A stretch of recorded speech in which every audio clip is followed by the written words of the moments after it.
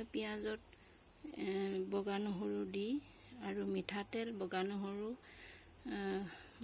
দি পেলাই পিঁয়াজতে মই বন্তি জ্বলাইছোঁ আৰু এখন মাটি চাকি জ্বলাইছোঁ বাৰু। এতিয়া মহৰ উপদ্ৰৱৰ কাৰণে ৰক্ষা পাবৰ কাৰণে মই এই কিগছি বন্তি মই জ্বলাইছোঁ, প্ৰজ্বলন কৰিছোঁ।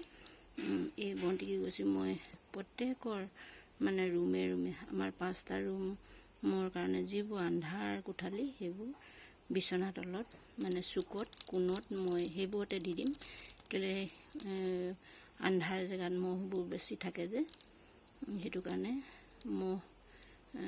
মহৰ কাৰণে বগা নহৰু আৰু মিঠাতেলৰ বন্তি গছিত 2-3 ফুটা বগা নহৰু থেতেলি দিব লাগে। তেতিয়া মহ মানে একেবাৰে নাইকিয়া হয়। সেইটো কাৰণে মই এই বন্তি গছি জ্বলাইছোঁ আৰু মই ৰুমৰ প্ৰতিটো চুকত মই এগছি বন্তি প্ৰজ্বলন কৰিম। তেতিয়া ৰাতিটো জ্বলি থাকিব আৰু মহ উপদ্ৰৱৰ পৰা আমি ৰক্ষা পাম।